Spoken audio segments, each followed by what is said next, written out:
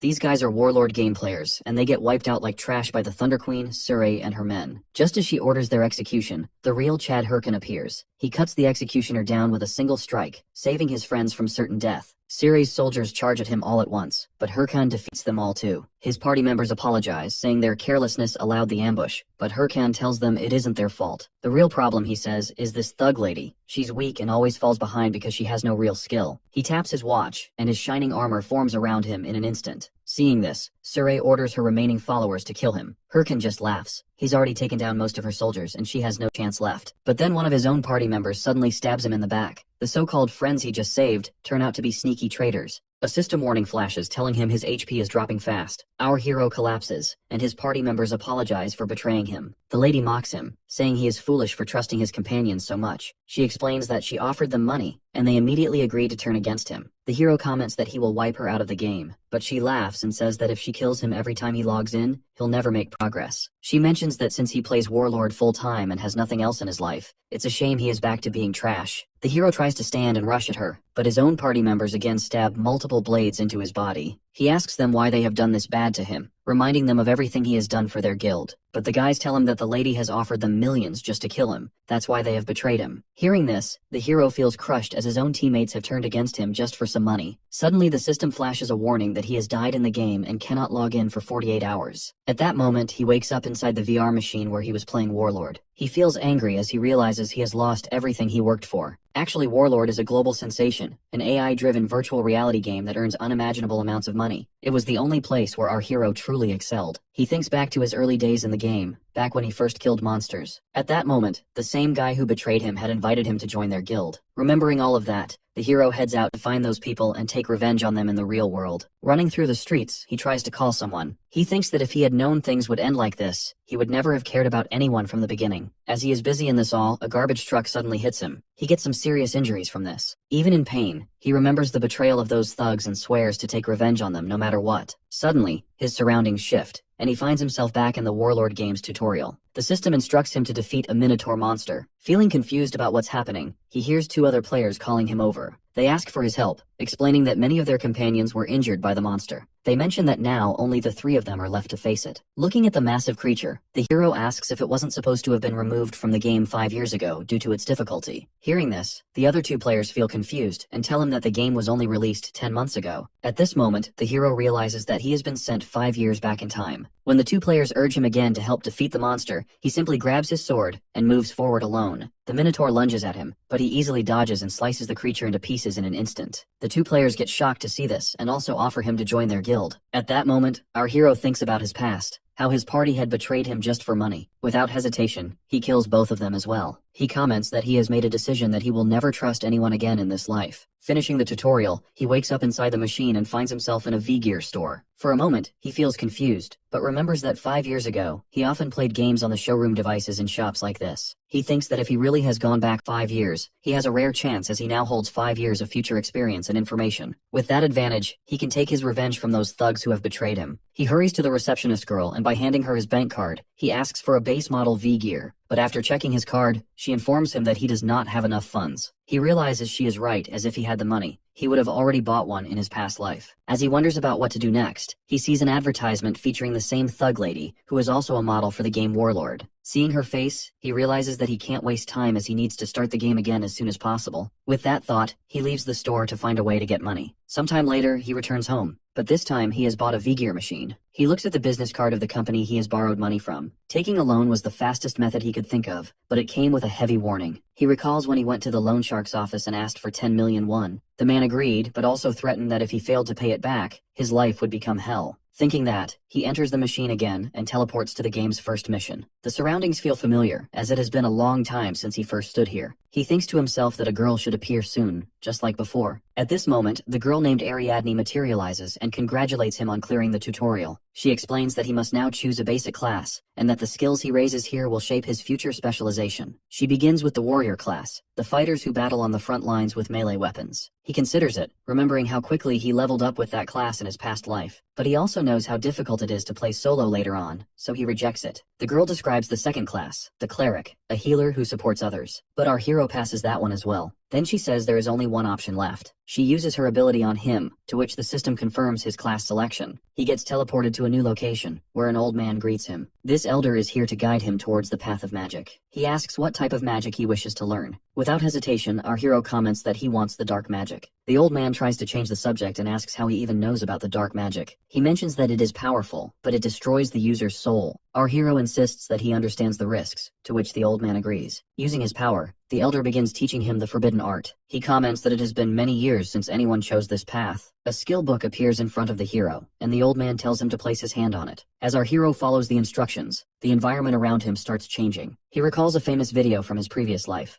a lone necromancer who defeated raid bosses single-handedly. That is the kind of strength our hero wants now. As he is thinking this, the system announces that he has now become a necromancer, and also has learned his first skill, the skeleton fragment. At this moment, a small skeleton head materializes in his hand. When he throws it on the ground, it transforms into a full skeleton warrior. This skeleton is the one who will help him in every battle from now on. Getting excited, our hero asks the skeleton about where the training dungeon is, as he wants to start leveling. But before the skeleton can respond, its head suddenly falls off on its own. After that, our hero enters the training dungeon and feels bad for the skeleton, as it is so weak that's why its head has fallen off. But since it is undead, it has attached it back. Our hero opens its status window and sees that its level is extremely low, so leveling up quickly is the first priority. While he is checking the window, some wolves appear. Our hero thinks that they aren't strong, but they are fast and perfect for testing performance. He summons the skeleton and orders it to attack. The skeleton charges forward, to which the hero feels satisfied with its movement. But the wolves tear it apart instantly. He opens the status window again and sees a section where he can assign different modes. He switches the skeleton to defense mode and sends it back. But the wolves defeat it again. When he tries action mode, the skeleton starts dancing, to which our hero feels embarrassed. As he does not have another choice, he kills the wolves by himself. He also tries to delete his account, but the system tells him that accounts less than 3 months old cannot be deleted. He realizes he has to start paying his loan next month, yet his summon is useless in battle. As he worries, he notices another detail in the status window that the summoned creature has a deep learning system and can learn from combat. He understands that the skeleton saw him kill the wolves and is now learning from observation. He hands it a stick, deciding to train it just like he once trained his guild members. He tells the skeleton to remember one rule in combat, that if it can't dodge, it will die. He punches at it to make it dodge, but the skeleton stands still and gets knocked down. He continues attacking slowly, explaining that it must not stay still when hit, and must look for an opening to strike back. While he trains it, more wolves appear. But this time, when they rush at the skeleton, it dodges their attacks smoothly and defeats them with the stick. Seeing this, our hero feels relieved. The system then announces that the skeleton's proficiency has increased, and our hero's own level has risen as well. He then heads to the beginner village, Figa's Castle, where many players gather. He thinks that with a few more days of training, he will be able to clear the whole dungeon alone. As he is thinking this, suddenly he bumps into a fatty guy. The man gets angry and demands an apology. The hero considers whether he should just kill him, but before anything happens, the fatty guy tries to punch him. At this moment, a strong man nearby stops him and warns him that he can't just hit anyone around. Seeing the man's physique and outfit, our hero recognizes him as Shev, the top-ranked warrior from his previous life. The fatty guy tells the strongest man to stay out of it, saying he will hit this boy back since he has hit him first. But when the strongest man releases a powerful aura, the fatty guy and his group get scared. They whisper that this man is the guild master of Red Bulls, one of the top 30 guilds, and someone famous for his love of fighting. Realizing who they are dealing with, they quickly escape from there. The leader then tells the hero not to mind people like them, but the hero simply walks away, saying he does not need help.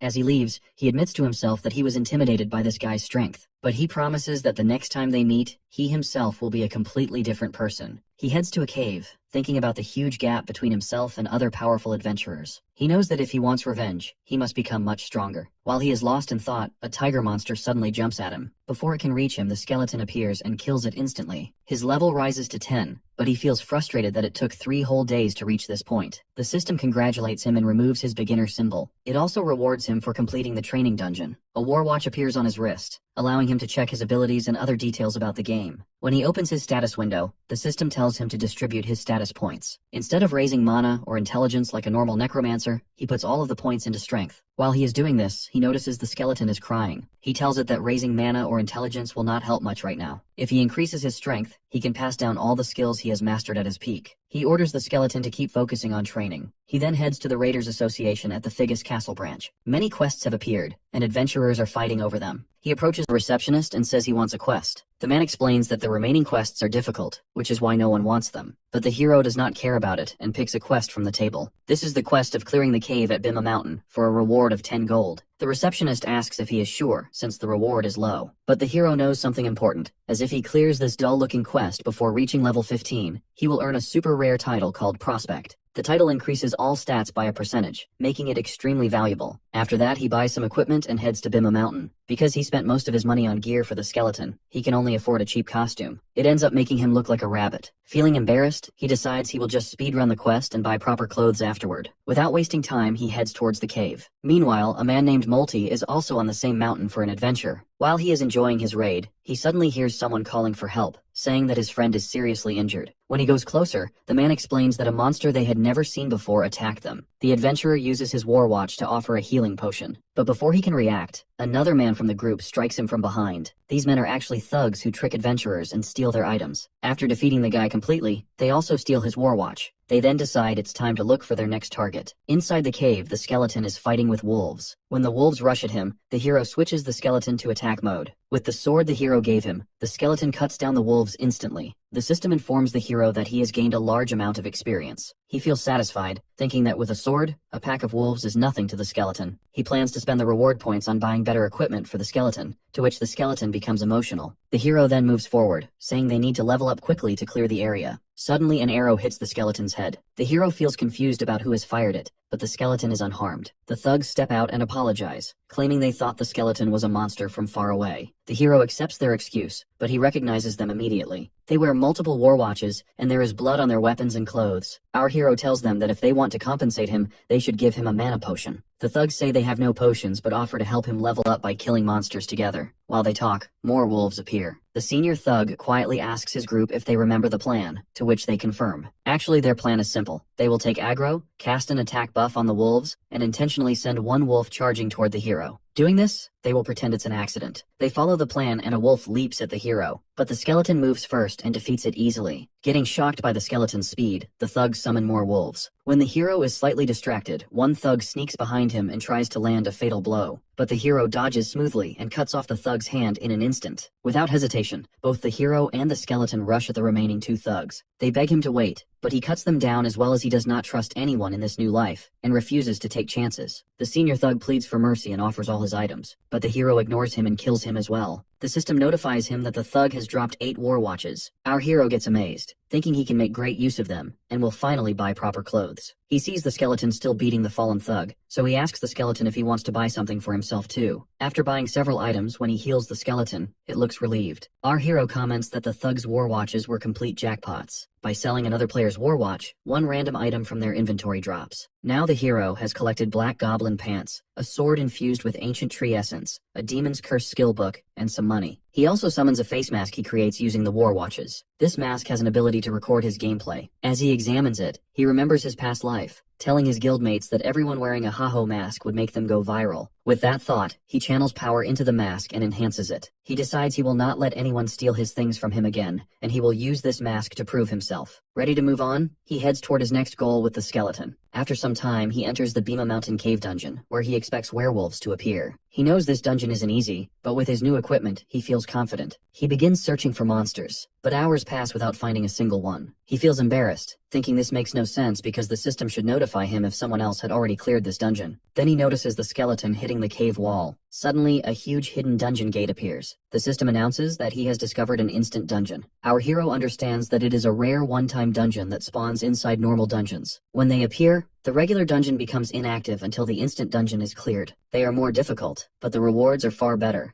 There is only one rule that the user has to clear it or die. Our hero considers giving up on the quest and finding another, but in the end, he enters the instant dungeon. Inside, he appears in a ruined arena. Before he can react, a massive corrupted werewolf steps out. He gets surprised to see this, and when the monster charges, it slams him into the arena wall. But the hero barely feels the damage and starts laughing. Actually, corrupted monsters are tied to the main quest, and he thinks he is lucky to find one so early. He tells the skeleton to get ready, to which the skeleton agrees. The hero leaps at the monster, and by activating the demon's curse on his sword, he lands a powerful strike. As he does this, the monster's arm cuts down. The system reports that the monster's stats are reduced by 10%. The hero comments that the demon's curse works pretty well for his first try, but then the system warns him that the monster is now angrier than before. When it charges at him to attack again, the hero quickly activates the Warwatch ability, Slot On. Doing this, a magic circle appears around him and he gets more powerful. Actually, Slot On is one of Warlord's unique features. When a player activates it, they gain temporary strength drawn from the world of Warlord. The hero knows this transformation varies from player to player, which is why most users call it the ultimate mode. As the werewolf boss charges at him again, the hero dodges every strike easily. Even so, he can't land a proper counterattack as the monster's speed is overwhelming. Still, he does not give up. When he finally spots an opening, he delivers a strong blow to the creature's chest. Getting angry, the werewolf slams the ground forcefully. The impact shakes the area, and our hero falls back again. Just as the monster leaps at him for a finishing strike, he summons his skeleton companion, who cuts off the werewolf's arm with his sword. The hero tells the skeleton that it's time to use the technique they have practiced. Together, they leap toward the monster, and by giving it multiple strikes, they cut it into pieces. At that moment, the system announces that our hero has successfully hunted the werewolf. It also reports that,